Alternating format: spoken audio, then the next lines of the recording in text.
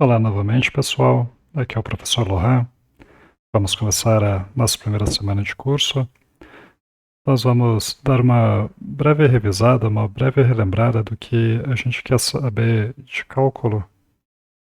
Na verdade, só vamos falar um pouquinho de integrais e derivadas, que é exatamente o que a gente precisa aqui. Tudo bem?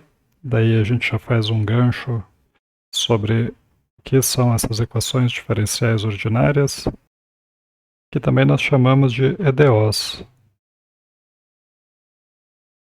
Equações diferenciais ordinárias. Depois nós seguimos com alguns exemplos simples, baseados em modelagens. Sobre cálculo em uma variável, o que a gente quer que vocês lembrem são derivadas e integrais. E lembre que o que conecta esses dois conceitos é o chamado teorema fundamental do cálculo, que diz essencialmente o seguinte: se você tem uma função f, dependente do tempo, então a integral dela entre um instante t0 e um instante t1 é igual à diferença das posições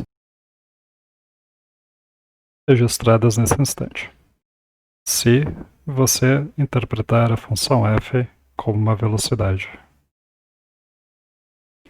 Entretanto, não é verdade que nós sempre vamos ter uma expressão fechadinha sobre a velocidade. Normalmente, o que nós temos é a segunda lei de Newton, força é igual a massa vezes aceleração. Supondo que a força é conhecida e a massa é conhecida, e se a gente lembrar que a aceleração é a primeira derivada da velocidade, ou também a segunda derivada da posição, nós ganhamos então uma relação entre funções e derivadas de funções.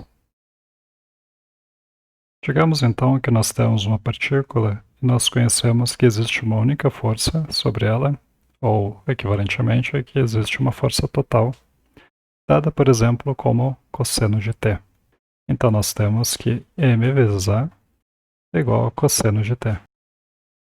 Se pensarmos em a como uma função do tempo, e lembrarmos novamente que a aceleração é a primeira derivada da velocidade em relação ao tempo, nós entendemos, nós conseguimos que é a velocidade apenas integrando.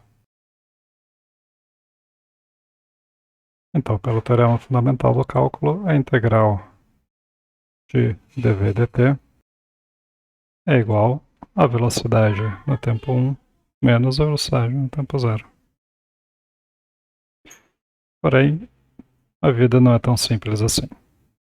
É uma situação comum em que a força, na verdade, não depende somente do tempo, mas também da posição. Por exemplo, se você tem uma massa em uma mola, então, quanto mais distante do ponto de equilíbrio da mola a massa estiver, a força vai ser maior na direção oposta. Quanto mais comprimida a mola estiver, a força será repulsiva, certo? Lembram disso? Então, a força, a intensidade da força, não só a intensidade, mas até a direção, ela varia e depende somente da posição. Explicitamente, nesse caso, a força ela vai depender da posição x,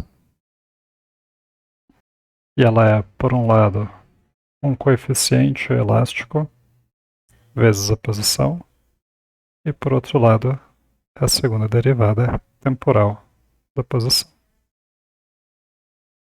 Tirando o termo f de x do meio, a gente chega em uma expressão que relaciona a segunda derivada da posição com a própria posição. Note que integrar do lado esquerdo, fazer duas integrais consecutivas, é inefetivo, pois se você não souber quem é x, você não consegue fazer a integral do lado direito, que é uma integral de x. Portanto, realmente nós precisamos de novos métodos para resolver esse tipo de situação. E são esses métodos que nós vamos aprender nesse curso. Portanto, uma EDO nada mais é, uma equação diferencial ordinária, nada mais é do que uma relação entre a função e suas derivadas. A ordem na equação é simplesmente a maior derivada, o grau da maior derivada que aparece nessa relação. A equação é chamada de linear se a função f for linear na expressão de y e de suas derivadas. Isto é, se você tiver duas funções, y e w, e você calcular f nessas duas, você ganha uma regra de soma. Esta regra é a seguinte: se você calcula f em y de n mais w de n, y de n menos 1 mais w de n menos 1, ou seja, ao invés de você colocar só y aqui, você coloca a soma de y e de w, e o seu resultante é exatamente a soma da f em y e a f em w.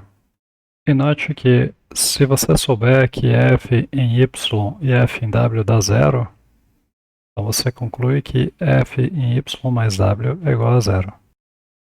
Essa vai ser uma situação muito importante e, essencialmente, é praticamente o único tipo de equação que a gente vai conseguir resolver, pelo menos em ordens mais alta do que 1. Se a equação não for linear, então ela é chamada de não linear.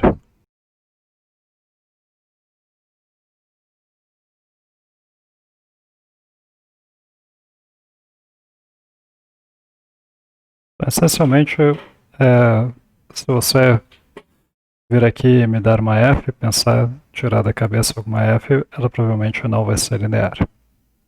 Mas as lineares, elas aparecem tanto e têm tanta importância que vale a pena sim estudar este caso como um caso separado. Algumas observações só para não passar batido. Aqui essa igualdade, ela tem que valer para todo t. Então, o que a gente chama de solução é uma função y, tal que ela, junto com suas derivadas, soluciona esta relação aqui para todo t. Ou pelo menos para t em algum intervalo, então a gente chama de solução em um intervalo t0, t1. E ênfase para todo. Tudo bem? Não adianta você me falar uma função ou um número que você pluga lá na f e aquilo é satisfeito para um valor de t. Isso não é uma solução para a equação diferencial. Bom, a equação diferencial tem que ser uma solução, a solução da equação tem que ser uma solução para todo t. Pode acontecer ainda que você quer trabalhar com um sistema de equações diferenciais. Nessa situação, você vai ter mais do que uma relação e normalmente você vai trabalhar com mais do que uma função. E essa mais do que uma função, ela pode ser pensada como uma única função vetorial. Mas não se preocupem se isso parece muito para vocês. Isso nós vamos ver lá para frente, na sexta semana, quando vocês já vão estar bem familiarizados com uma equação só. Então, só para verificar nosso conhecimento, voltando para aquela equação força igual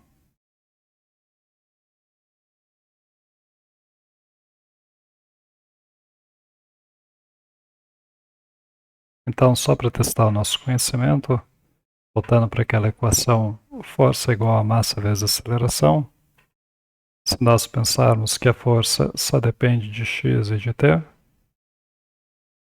e que a aceleração é d quadrado x dt quadrado, então nós ganhamos uma equação de ordem 2, que é linear, se somente se o f for linear.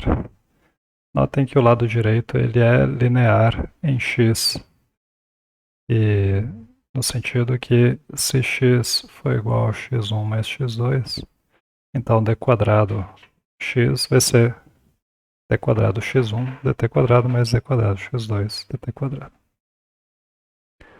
Explicitamente, a equação da mola ela é um exemplo de uma equação de ordem 2, novamente, linear, pois se a gente tiver não x, mas um x que for a soma de duas funções, a gente tem que essa expressão aqui, quando calculada nessa soma, ela quebra na soma das expressões. Dê uma olhadinha. Se a gente escreve x como x1 mais x2 do lado esquerdo, a gente tem que a derivada de x1 mais x2, segunda derivada é a segunda derivada de x1 mais a segunda derivada de x2. E do lado direito, se a gente escreve x como x1 mais x2, a gente tem que k de x1 mais x2 é k vezes x1 mais k vezes x2. Notem que o primeiro termo junto com o primeiro termo do lado esquerdo e do lado direito formam a equação para x1 e o segundo termo do lado esquerdo com o segundo termo do lado direito forma a equação para x2. Então, a mesma expressão que a gente tinha em x no lado esquerdo, a gente tem repetida tanto para x1 quanto para x2. E a mesma expressão que a gente tinha em x do lado direito, a gente tem repetida tanto para x1 quanto para x2. Isso é linearidade, tudo bem? Então, quando a gente pega a soma, essa soma quebra a equação. Tem uma forma muito simples de identificar equações lineares que a gente vai conversar a partir da semana que vem. Vamos fazer alguns primeiros exemplos de equações diferenciais ordinárias, algumas coisas que a gente pode resolver facinho. Nós modelarmos um objeto pequeno caindo, a gente vai ter normalmente nele agindo duas forças. A primeira é a força gravitacional, cuja intensidade é exatamente igual à massa vezes uma constante. Perdão, não é exatamente igual, mas podemos aproximar desde que a queda não seja muito longa. E uma força de arraste do ar. E essa força de arraste normalmente é contrária à força da gravidade. Ela é para cima. E ela depende de uma constante chamada constante de arraste e da velocidade. Lembrando então a equação de Newton, a segunda lei de Newton, ela diz que força, o total, a soma das forças é igual a massa vezes aceleração. E lembrando novamente que a aceleração é a derivada da velocidade em relação ao tempo, a gente tem que m vezes a derivada da velocidade em relação ao tempo vai ser igual a mg menos γv. Então, se a gente considerar que a direção positiva é a direção da queda, ou seja, a velocidade positiva, a gente diz que a velocidade que a gente está medindo, perdoe-me, deixa eu refrasear. Então, a velocidade que a gente está medindo é a velocidade de queda. Então, a força da gravidade ela está aumentando essa velocidade e a força de arraste está tentando diminuir esta velocidade, certo? Por isso, sinais. Se a gente divide por m esta equação, a massa no primeiro termo é cortada e o segundo termo aparece ali dividindo. E essa é, de fato, uma equação diferencial ordinária. Aqui a incógnita é a velocidade como uma função do tempo, e é exatamente o que a gente procura. Então, uma solução será uma função de t, cuja primeira derivada em cada instante de tempo onde essa solução existe, digamos assim, a derivada vai ser exatamente igual ao gzinho, a constante gravitacional, menos o gama sobre m, vezes o valor naquele instante de tempo. Tudo bem? Então, se a gente pegar esta função, ela é uma solução. Se a gente calcular a derivada dessa função v em algum instante de tempo tzinho, isso dá exatamente gzinho menos gama sobre m vezes o valor dessa função nesse mesmo instante de tempo. Tá? E isso tem que valer para todo t. Felizmente, essa equação ela é razoavelmente simples de resolver e ela se resolve de uma forma que a gente chama de equação separável.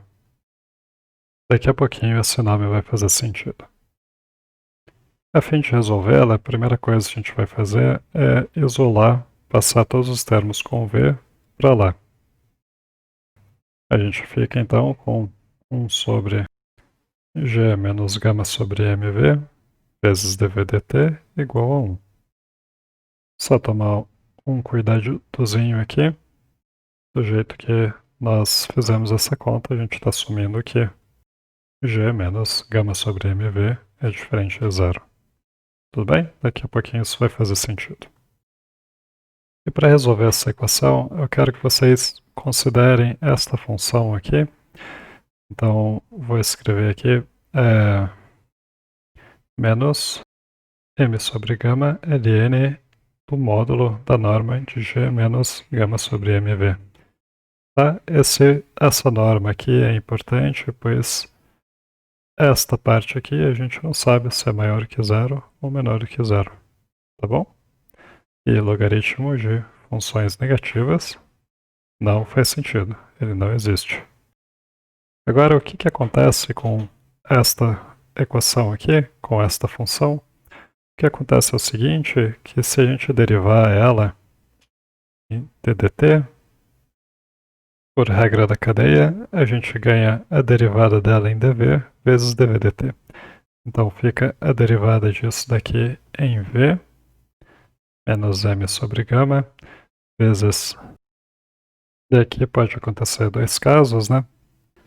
Pode acontecer tanto que g menos gama sobre mv é maior do que zero, ou g menos gama sobre mv é menor do que zero. Mas se vocês fizerem caso a caso, só lembrem que o módulo de x menos gama sobre m de v, isso daqui é calculado assim, né? Isso é exatamente a expressão se a expressão for maior do que zero, ou é menos a expressão se ela for menor do que zero. Bom? Então, usando isso, derivada de logaritmo, vamos ver, vamos supor maior do que zero, a gente tem a derivada do que está fora, então a derivada do logaritmo, supondo maior que zero, fica g menos gama sobre mv, vezes derivada do que está dentro, menos gama sobre m, ok? Vezes dv dt, que a gente está fazendo uma derivada em t. Então primeiro a gente deriva em v e depois em t. Se você assumir menor do que zero, então você ganha 1 sobre gama sobre mv menos g, né, uma negativa, vezes o que está multiplicando v, vezes dv dt. Então veja que o sinal que não tem aqui, tem aqui. Tá? Então você pode mudar, multiplicar aqui por menos 1, multiplicar aqui por menos 1, e você ganha a mesma expressão em cima. Tá? Então o que eu quero dizer é que a derivada do que está aqui é a mesma expressão do que está do lado esquerdo dessa equação. Notem que o m sobre gama, menos m sobre gama, menos gama sobre m desaparecem. E você chega em uma expressão que o DDT daquela função que está ali embaixo é igual a 1. Vamos partir desse ponto para acabar a solução, para escrever diretamente a solução. E daqui a pouquinho, assim que a gente escrever uma solução explícita, a gente conversa sobre como chegar nessa função aqui sem tanto sofrimento. Tá bom? Então, da nossa conta aqui, a gente conclui que esse DDT é igual a 1. Se o DTT é igual a 1, se nós integrarmos em t dos dois lados, então o lado esquerdo nos dá menos m sobre gama esse ln, e o lado direito nos dá t mais alguma constante, certo? Então, note que essa constante aqui, ela é meio que uma soma da constante que vem dessa integração com a constante que vem da integração do lado direito. Tudo bem? Se não fica claro para vocês, dêem uma olhadinha no livro ou me perguntem na aula, tá bom? Mas o ponto é que a gente pode isolar V agora, tá? Vamos lá, vamos isolar V. Então, se a gente passa o M sobre gama para o outro lado, a gente ganha ln de módulo de G menos gama sobre mV igual a menos gama sobre mt mais uma constante C'. A gente não está tão preocupado assim com a constante, tudo bem? E agora, isolando mesmo, passando o ln para fora, exponenciando os dois lados, passando o g para o outro lado, tirando esse gama sobre m. No final das contas, no final do dia, a gente chega em v de t igual a m sobre gama, que vem desse aqui, vezes g menos a exponencial de menos gama sobre mt, mais aquela constante C' que estava aqui. Tá bom? Claramente essa exponencial veio do logaritmo, ok? E para fazer essa passagem aqui, eu assumi g menos gama sobre mv maior do que zero. Se você assumir a igualdade inversa, g menos gama sobre mv menor do que zero, a única diferença que você vai ganhar é o sinal no E. Tá bom? Então, vamos assumir esta hipótese simplificatória nesse momento.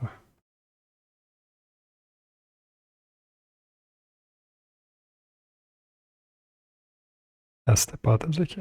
Vamos assumir isso daqui no momento. E vamos seguir, tá bom? A nossa conclusão, então, supondo isto positivo, é que o V de t, isso vai ser a massa dividido pela constante. Essa constante aqui é algo intrínseco do objeto e da atmosfera, vezes a constante gravitacional, menos E a menos, de novo, gama sobre m, parece o gama e o m aqui, t, vezes um C'. Sobre o C' eu queria falar para vocês, então a gente tem uma expressão assim, mas o C', isso a gente pode escrever como E a C' vezes E a menos gama sobre m vezes t. Tá? E isso daqui em si é uma constante, então eu vou escrever, vou chamar ela de A maiúsculo, E menos gama sobre m, tzinho. O importante é só que é uma constante, tá bom? Então vamos colocar um A maiúsculo ali em cima. Isso. E essa é a nossa solução. E o mais importante dessa função é que ela é uma solução. Vamos lembrar lá da nossa equação mesmo. Da nossa equação, para ser uma solução, né? Para ser uma solução dessa equação, a derivada da função v tem que dar exatamente gzinho menos gama sobre m a vezes o valor da função v em cada instante de tempo. Vamos verificar isso. Se a gente pega a nossa função v escrita ali e deriva em t, isso fica m sobre gama, isso é uma constante, o gzinho é uma constante. Daí deriva essa parte aqui, fica menos azão vezes a derivada em e. Então, e a menos gama sobre mt. Então, derivado de fora dá isso aqui, vezes derivado de dentro, menos gama sobre m. Isso daqui é exatamente o menos com menos cancela, o gama sobre m com m sobre gama cancela, dá a e a menos gama sobre mt. Então, se a gente pega essa expressão, isso aqui é o nosso dv/dt, e compara com o lado direito daquela equação,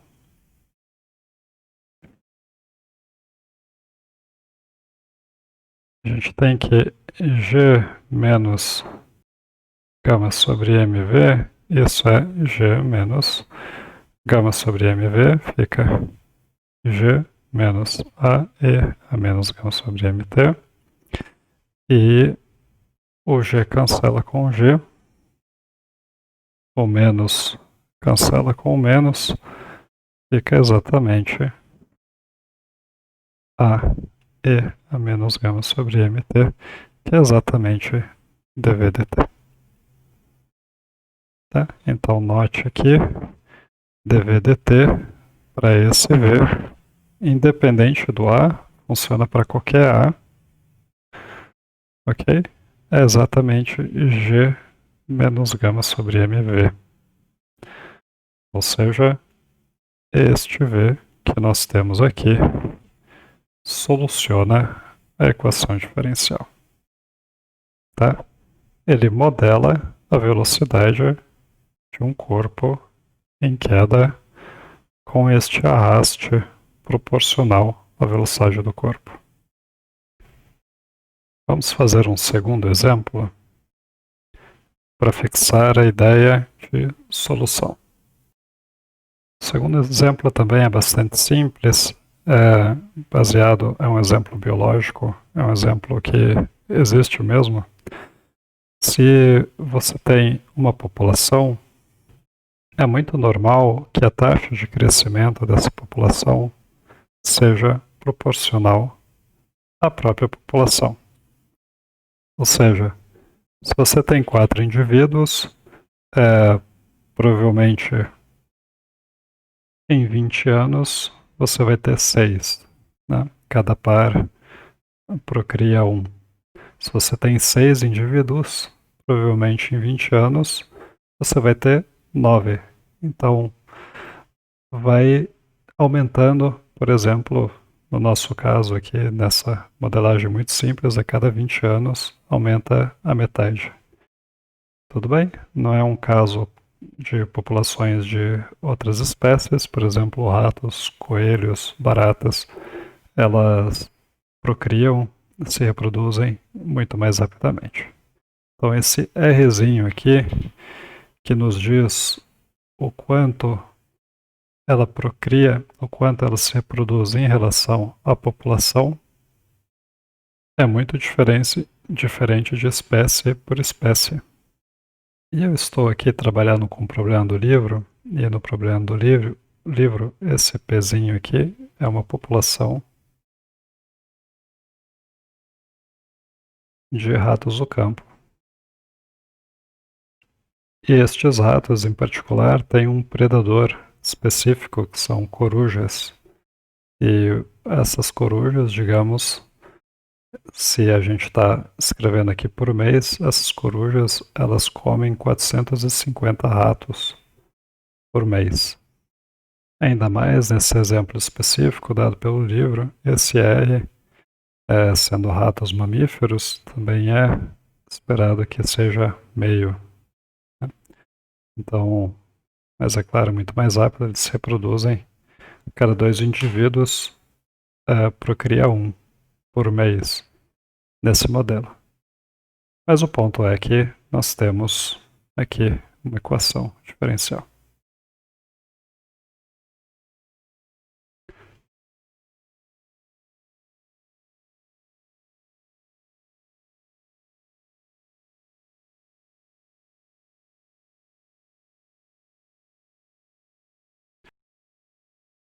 Um sobre P sobre 2 menos 450 dp e do lado direito 1 vezes dt.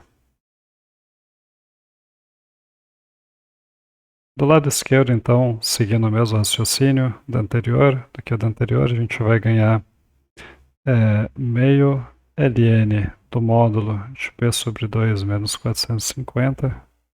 O meio aparece por causa desse meio aqui. Mais uma constante C1 igual a T mais uma constante C2.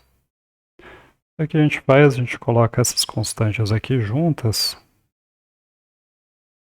e chama elas de uma constante só. Eu vou chamar esse C2 menos C1 de uma constante só, C. Que nem a gente fez a última vez, a gente usou essa constante C. Bem, isolando aqui, a gente fica com ln da norma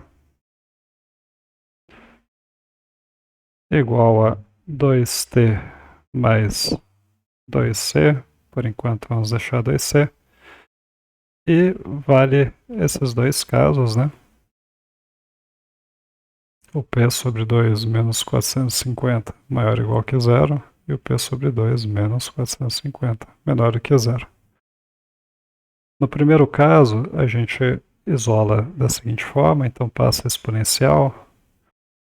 Na verdade, exponencial a gente sempre pode fazer. Então fica norma de P sobre 2 menos 450 igual a exponencial de 2t mais c'.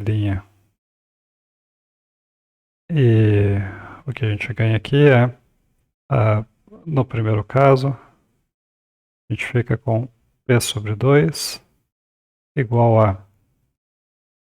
Desculpe, vou fazer todos os passos. Menos 450 igual a E a 2t mais c'. Como é positivo, a gente pode ignorar o módulo. Então a gente só passa esse 450 para lá. E multiplica tudo por 2.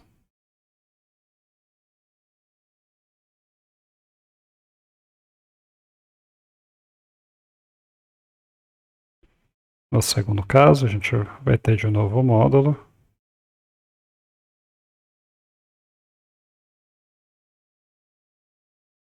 A diferença é que agora, como a parte do interior do módulo é negativa, quando a gente vai tirar o módulo, a gente ganha um número negativo. A gente inverte o sinal. Esse daqui é 450 menos P sobre 2. Então, manipulando algebricamente, a gente ganha P sobre 2. Então, passa o P sobre 2 para lá. Passa exponencial para cá, fica 450 menos E a 2t mais C. Mas veja que o curioso é que o 450 está com o mesmo sinal. A única coisa que muda é o sinal da exponencial. Tá? Multiplicamos por 2 os dois lados.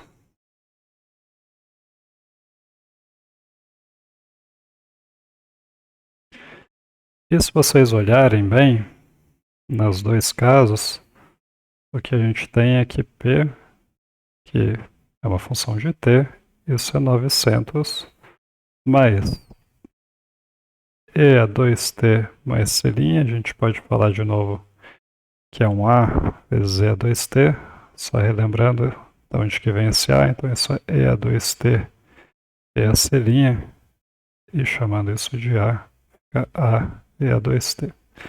Então, mais A e a 2t. A única diferença é que o A vai ser positivo nesse caso aqui, e o A vai ser negativo nesse caso. Veja que esse linha, ele sempre é um número positivo. Tá bom? Então, a nossa solução é essa daqui. E a solução mesmo, tá bom, gente? É a solução mesmo, no sentido de solução. Se você pegar P de t igual a 900 menos a e a 2t, se você fizer P', isso dá menos 2a e a 2t. E se você fizer P sobre 2 menos 450, isso é...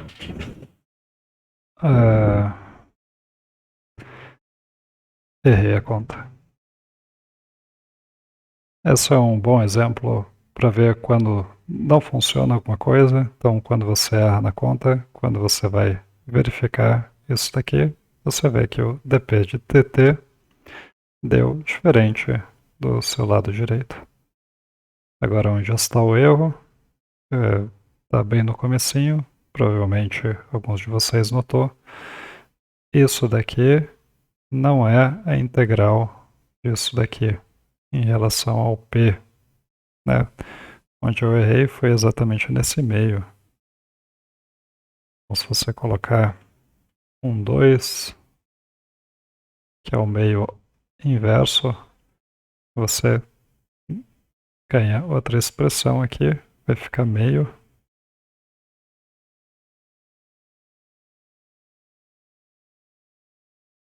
E no final das contas, a expressão final é com t sobre 2 aqui.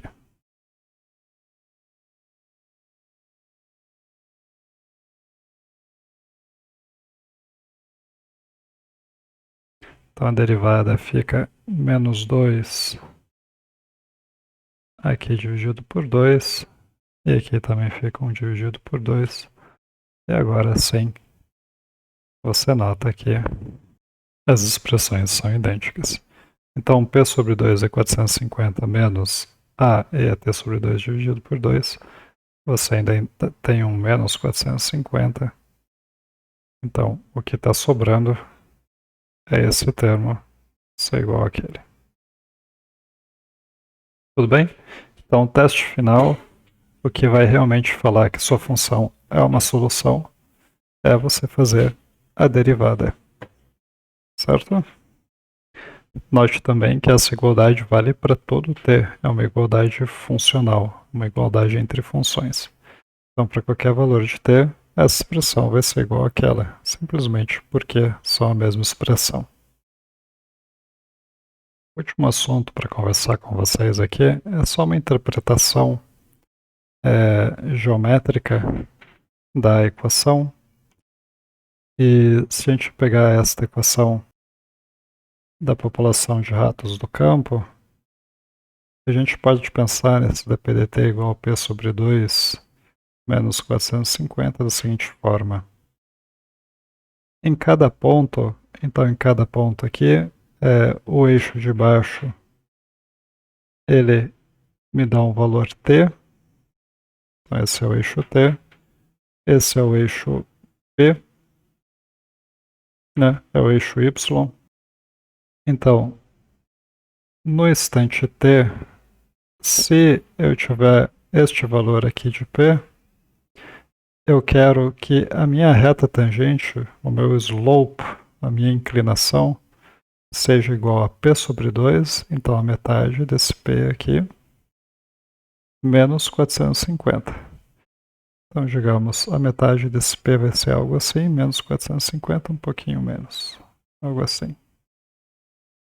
Digamos assim. Então, se eu tiver aqui, vai ser o mesmo slope, não importa aqui o T, já que o P está na mesma altura, então vai ser algo assim. Se eu tiver um pouco mais para baixo, vai ser um vetor um pouquinho mais para baixo, e assim por diante. Até quando a gente chega no 450 aqui, desculpe, não no 450, até quando a gente chega no 900, se a gente chega no 900, Então, 900 dividido por 2 dá 0. Então, aqui, o nosso vetor tangente tem que ser 0. Tá? E se a gente for para p's mais baixos que 900, a gente vê que eles são negativos.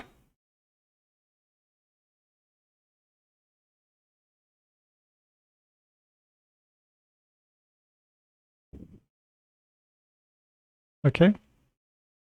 Acho que esses vetores aqui em cima não estão muito bons também, viu? Porque está muito próximo a 900. Vou refazer eles um pouquinho.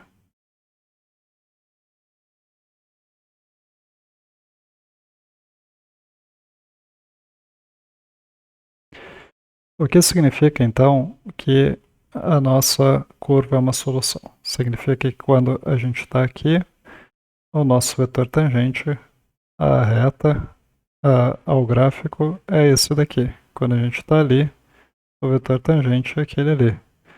E vai seguindo assim por diante. E se vocês fizerem direitinho esse campo de vetor, ou seja, essa associação que cada ponto do nosso plano ou do nosso espaço, você coloca um vetorzinho nele, a curva que ele dita vai ser o gráfico de algo parecido com o exponencial. A gente também vê essa situação muito interessante de P igual a 900, que se a gente pegar esse gráfico, onde o nosso slope, a nossa reta tangente, é simplesmente horizontal, a gente vê que a função constante igual a 900 é uma solução. E de fato, se a gente pegar P de t constante igual a 900, por um lado, dp dt vai ser zero. Então, P' por um lado é zero. Por outro lado, 900 dividido por 2 menos 450 também é zero. Então, isso daqui é uma solução que é expresso aqui como essa reta horizontal. Tá? Nós não vamos fazer muito uso desse approach, dessa abordagem, mas é uma abordagem geométrica muito legal e eu espero falar com vocês sobre um modelo de presa e predador ou um modelo de doenças infecciosas, onde a gente pode tirar conclusões muito interessantes usando um recurso visual desse tipo. Pessoal, espero ver vocês nessa quinta-feira com bastante coisas para a gente conversar. Eu ainda estou aprendendo a fazer videoaulas, então não estão saindo redondinhas até o final do semestre. Espero que vai estar saindo melhor. Vou anotando as dúvidas de vocês, deem uma olhada no livro e me procurem. Tá? Por WhatsApp eu estou lá, ou por e-mail, ou nas aulas de terça e quinta-feira. Ok? Até mais, bons estudos, bom questionário para vocês, boa lista de exercícios. Tchau, tchau.